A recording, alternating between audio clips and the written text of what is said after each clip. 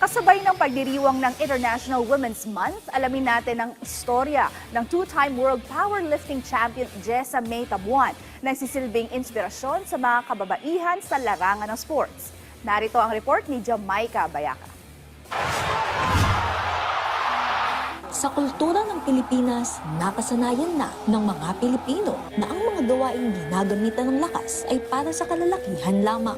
Mga lalaki, sila ang itinuturing na malakas at kayang gawin ng kahit na anong mapibigat na aktibidad. Pero sa pag-ikot ng mundo, kasabay nito ang pag-usbong ng modernong panahon. Ang mga limitasyon sa mga binibini ay tuluyang tinuldukan ng bagong henerasyon. Pagdating sa larangan ng sports, patunay nito ang mga samot-saring tagumpay at husay na ipinamamalas ng mga kababaihan.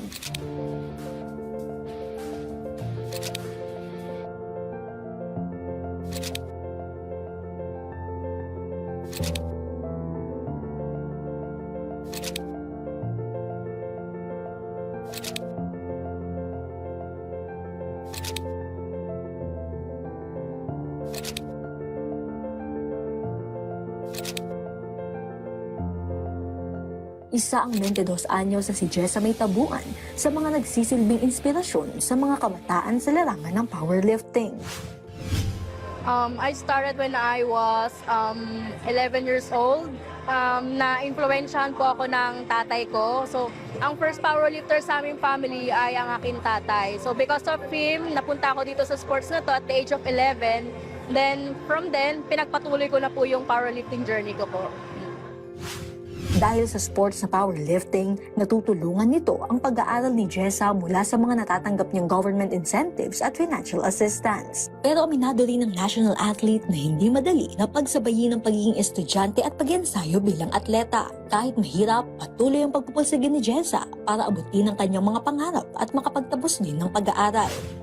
So for me, all I have to do is to encourage myself that I can do it all with my strength and also with God. Because I know nothing is impossible when it comes to our Lord. So, because of His help, nakakayanan ko siyang i-cope up sa pamamagitan ng faithfulness ko sa Kanya. So, yun naman yung way ko kung paano ko na-overcome itong mga challenges po na ito. Maraming beses nang binitbit ni Tabuan ang pangalan ng Pilipinas sa mga international powerlifting competitions. Sa katunayan, 2 world titles at 3 Asian gold medals ang nakamit na ng Pinay powerlifter. At ni minsan, hindi nito naisipang bumitiw sa kanyang kakayahan. Isa rin si Jessa sa mga pinarangalan sa Philippine Sports Writers Awards Night noong January. Taong 2024, gumawa ng kasaysayan ng Filipino powerlifter at nakamit ang gintong medalya sa 2024 World Classics and Equipped Sub-Junior and Junior Powerlifting Championships. Para sa atleta, ito na ang pinakamalaking parangal na kanyang natanggap sa ngayon. Ang sumatotal na bigat na kanyang binuhat, 427.5 kilograms lang naman o katumbas ng halos 9 na kabang bigas. Pero ano nga bang naging sekreto ng atleta para makamit ang mga tagumpay na ito? How to become a world champion? Of course, first of all, humbleness. Kasi if you brag about everything you've covered or you've come, the rest na, imbis na mapupunta sa'yo, mawawala.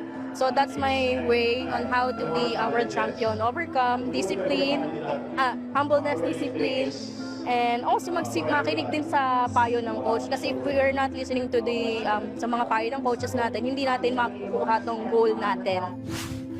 Kasabay ng paggunita sa International Women's Month, may mensahe rin si Tabuan sa mga kababaihang nagpupulsigeng maabot ang kanilang pangarap.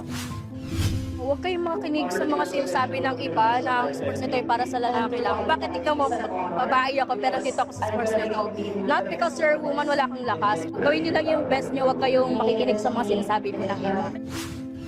Isa lamang si Jessa sa mga kababaihang namamayagpag sa mundo ng powerlifting. Ang kanyang tagumpay ay nagpapatunay na kaya ring makipagsabayan ng mga kababaihan sa kahit na anong larangan. Jamaica Bayaka para sa Atletang Pilipino, para sa Bagong Pilipinas.